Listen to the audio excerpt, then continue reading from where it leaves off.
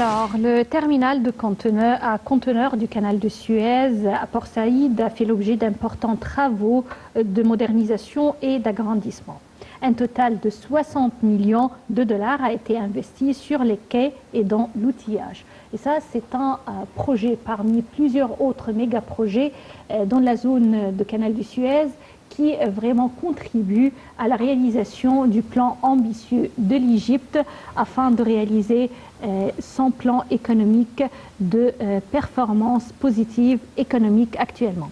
Afin de mieux parler de l'importance du canal de Suez comme voie maritime et l'importance de la zone de canal de Suez sur le plan économique, nous avons l'honneur d'accueillir aujourd'hui Marwa Salah, qui est consultante en relations internationales. Bienvenue dans notre programme. Merci, bonsoir. Alors, Marwa Salah, quand on parle du canal de Suez, là, il y a deux éléments très importants. On parle d'une voie maritime stratégique pour le monde entier et on parle également d'une zone économique qui vraiment rend l'Égypte ambitieuse et enthousiaste à propos de son avenir et de sa performance économique. Parlons tout d'abord de la voie maritime.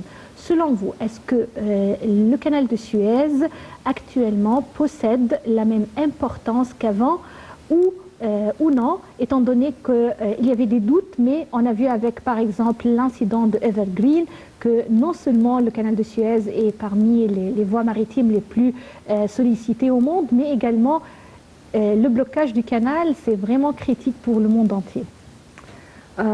Tout d'abord, il faut commencer par dire que le canal du Suez est une voie maritime très très importante par laquelle passe plus que 20% du commerce international des conteneurs et 10% du commerce mondial. En plus, on trouve que plus que 18 000 navires y transitent chaque année. Et non seulement celui-là, mais avec la stratégie d'aménagement, la nouvelle stratégie d'aménagement du canal de Suez, ça a donné beaucoup d'importance pour le canal avec le creusement du nouvel canal et avec les projets qui ont commencé à avoir lieu là-bas, des méga-projets, des projets très importants. Et on voit aussi que ces projets ou ce développement du canal a commencé à attirer les investisseurs et on a commencé à avoir des projets plus grands et méga projets dans la zone. On peut citer quelques projets, commençons par exemple par la zone industrielle russe, qui est un projet très très important, qui est en cours d'élargissement quand même. Il vient de commencer, mais on a vu dans la rencontre de la délégation russe qui a eu lieu le 20 août, qu'ils ont commencé d'avoir plus d'investisseurs qui veulent bien investir dans le canal parce qu'ils ont vu le développement qui a eu lieu, l'infrastructure, les projets et les méga-projets qui sont mis en œuvre dans le canal, dans les différentes régions du canal, de la zone économique du canal de Suez. Différentes villes voilà. qui donnent sur le canal. C'est vrai que le canal du Suez possède une importance non seulement comme voie maritime, mais également comme zone économique, puisque vous avez mentionné la Russie, il existe plusieurs autres grandes puissances qui cherchent à être partenaires pour réaliser des projets dans cette zone. Oui, tout à fait. On la trouve, Chine, par exemple. Voilà, on trouve le centre d'information chinois et aussi on trouve le centre d'information Siemens ils sont deux centres très importants parce que ils vont traîner et former les jeunes pour avoir plus de formation technique. Alors, on peut avoir plus de chances, ils vont avoir d'opportunités. Et aussi ces projets-là, on trouve aussi le contrat qui vient d'être signé avec Mercedes-Benz.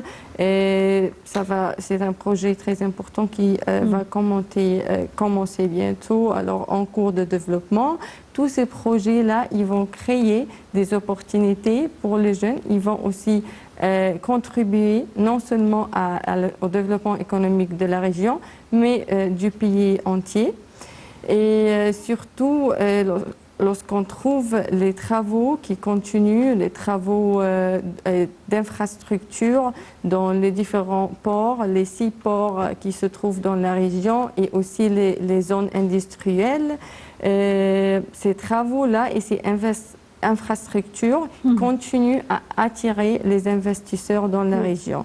Oui, je retourne encore une fois à la voie maritime pour dire que, par exemple, au moment du blocage en mars avec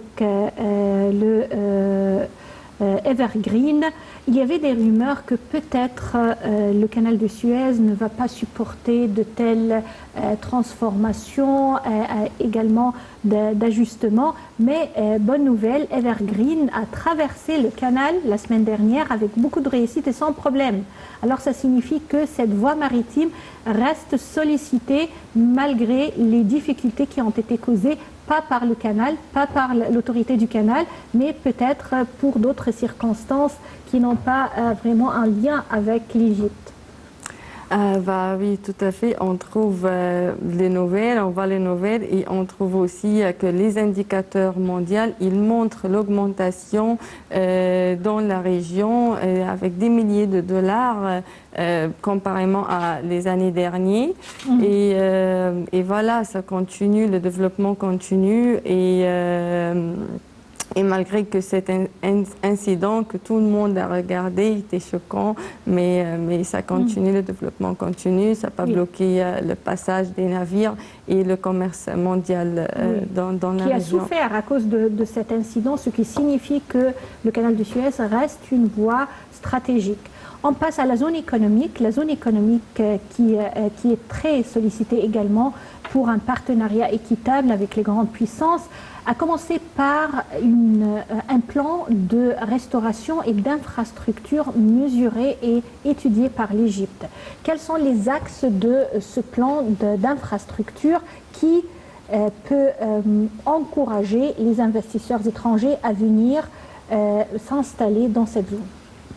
En fait, ce plan, c'est basé sur de faire un parc industriel ou comment dire un réseau de la zone économique du canal du Suez.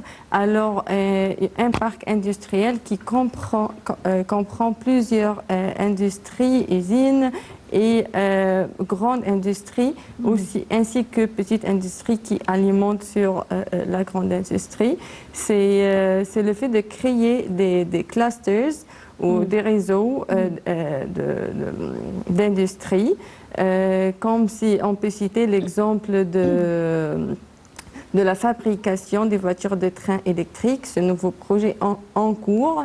C'est la grande industrie et après il y aura des petites industries qui vont entourer cette industrie, comme la fabrication de glace, la fabrication d'énergie et aussi la fabrication des batteries, et qui vont nourrir cette grande industrie de fabrication de trains.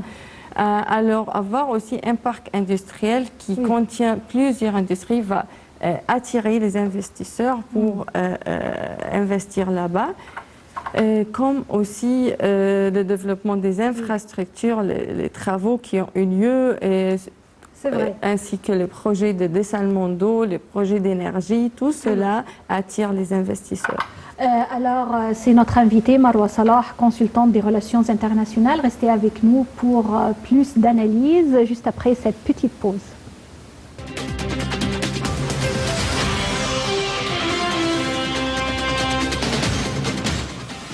continuons notre édition pour aujourd'hui direct et nous parlons du canal de Suez, une voie maritime stratégique pour le monde entier et une zone économique offerte par l'Égypte aux investisseurs étrangers afin de donner prospérité à l'Égypte et également à ses partenaires et au continent africain où se trouve l'Égypte comme portail de ce continent, comme un lien important entre le Nord et le Sud. Avec nous aujourd'hui notre invitée Marwa Salah qui est consultante en relations internationales. Bienvenue encore une fois à notre programme.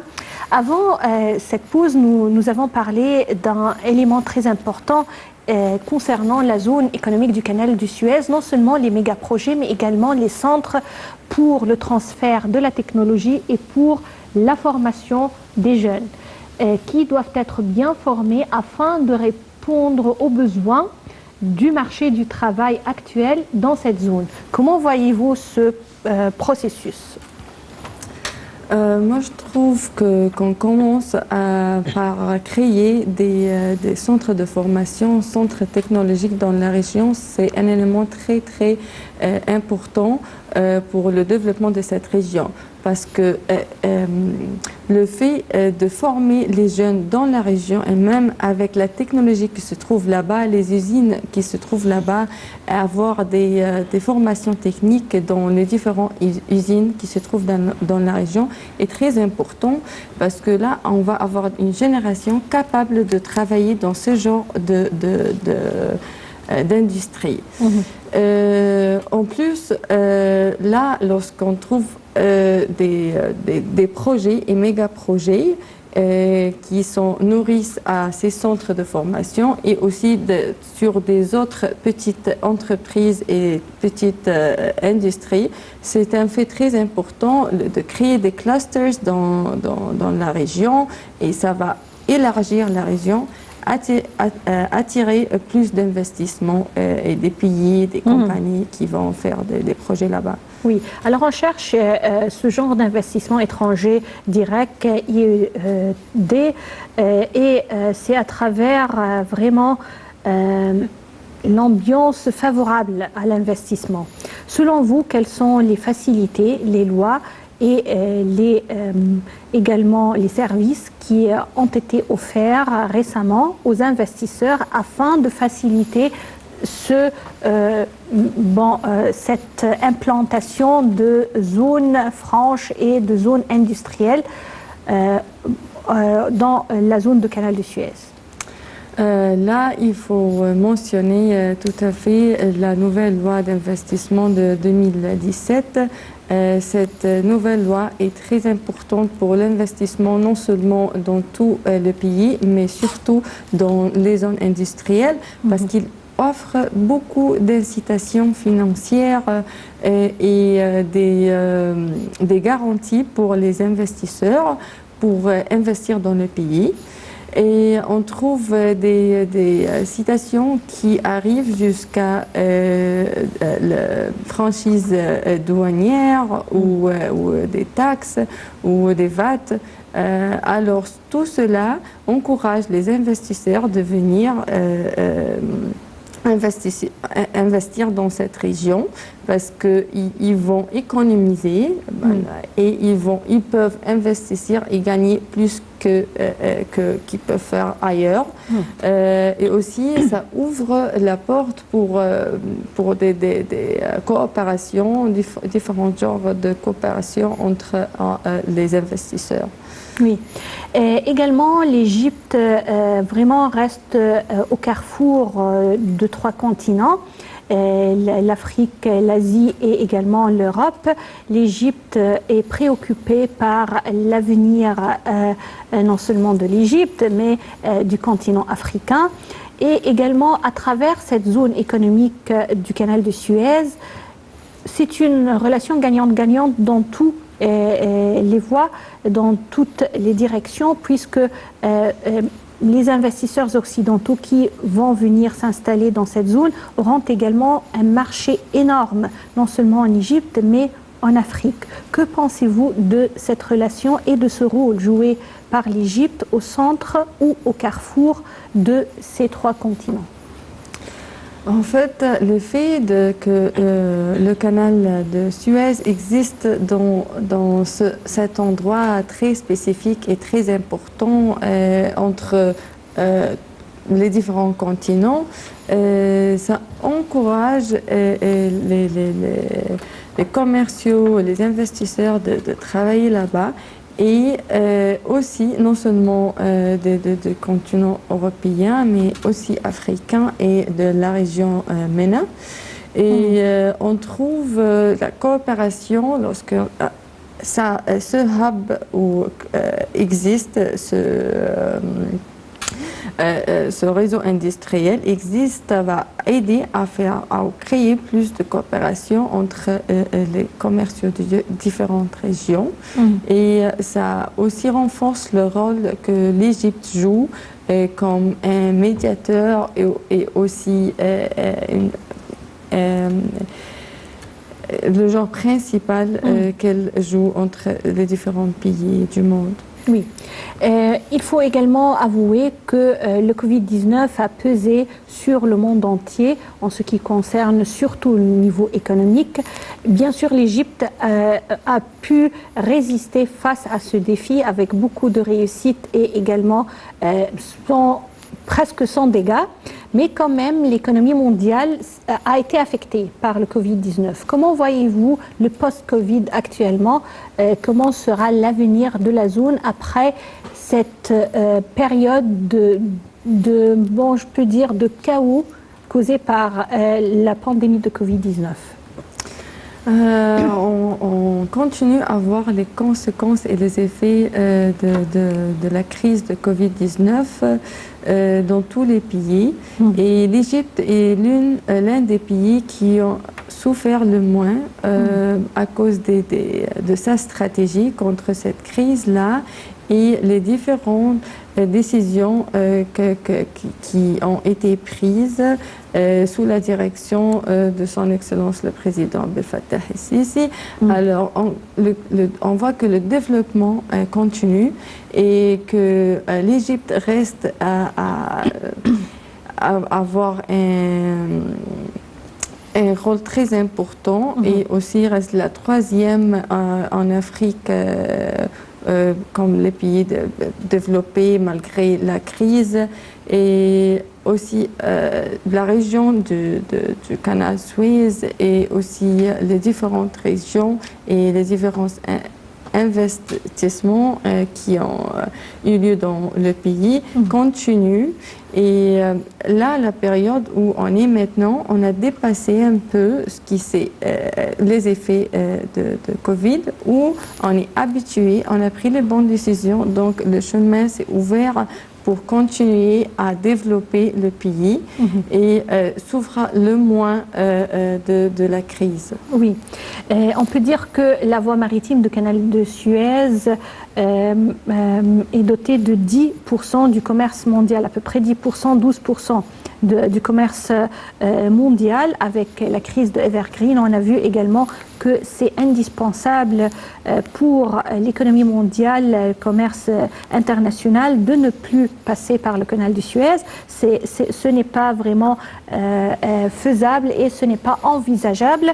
Selon vous, est-ce qu'il existe actuellement une concurrence avec le canal de Suez? Est-ce qu'il existe des rivaux qui peuvent prendre la place et l'importance du canal de Suez, ou ces menaces ne sont pas réelles?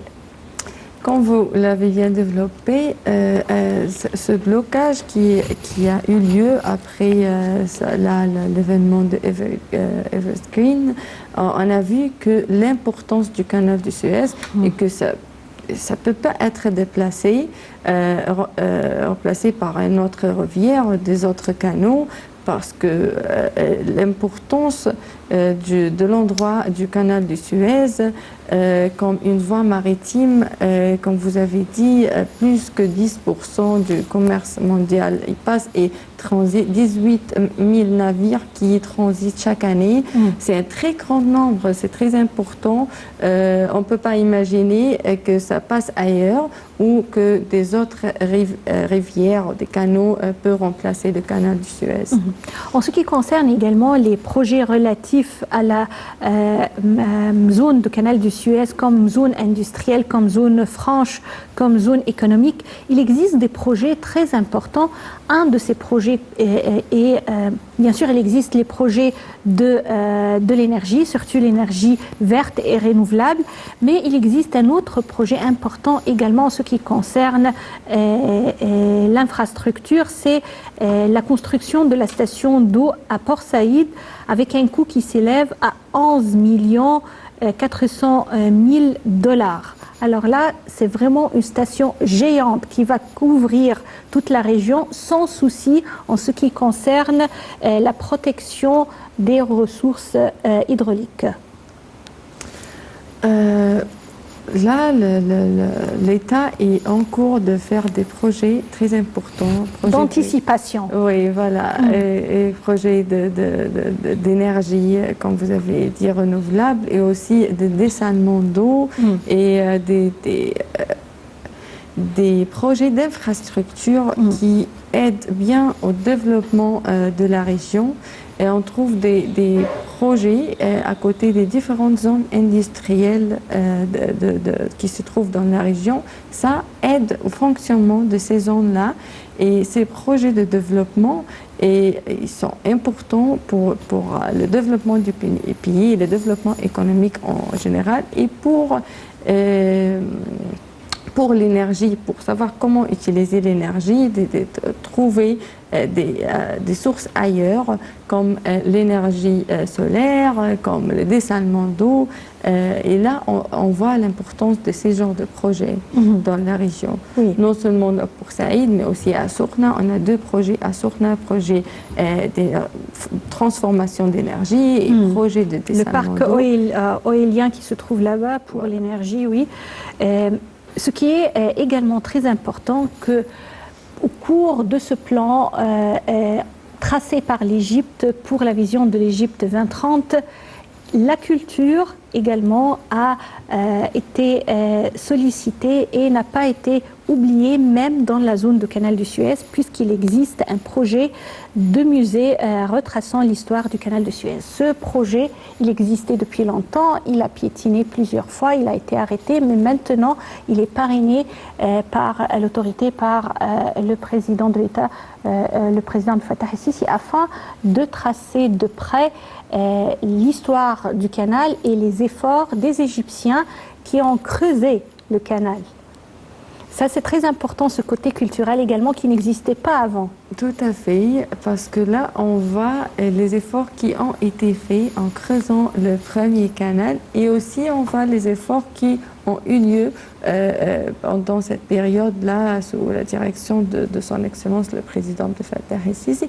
On voit les efforts qui ont eu lieu pour creuser ce deuxième canal, ou cette voie qui va aider beaucoup à diminuer le temps pris et avoir 2 directions pour les navires. Ça aide beaucoup pour le fonctionnement du canal de Suez et le développement du canal de Suez en général, et aussi la zone économique et l'existence de la zone économique. Ça montre l'histoire, ça montre le progrès qu'on a fait pendant les années et sur différentes époques, et comment ça fonctionne, comment ça s'est amélioré et développé durant les années. Oui. Marwa Salah, comment voyez-vous l'avenir de cette zone en ce qui concerne les recettes du canal de Suez comme voie maritime, et également l'avenir de la zone économique, la zone franche qui se trouve, industrielle également, qui se trouve au bord du canal? Moi, en regardant durant les 5 dernières années et ce qui s'est passé, le développement qu'on a vu, tout ce qui s'est passé, et comment ça a commencé à avoir des zones industrielles et maintenant plus fortes, et plus on a des fabrications ou des usines avec des produits localisés. Et là, lorsqu'on marche dans cette direction, on continue dans ce développement, alors dans plus 10 ans ou 5 ans quand même, lorsqu'on a vu tout ce développement durant 5 années, alors dans les prochaines 5 années, on peut voir plus de développement, plus d'investissement. Comme ça, là, on voit que l'Inde, par exemple, les investisseurs Inde, ils ont ils ont dit qu'ils veulent bien investir dans la région et des autres investisseurs, tous les plus investisseurs de plusieurs pays, plusieurs continents expriment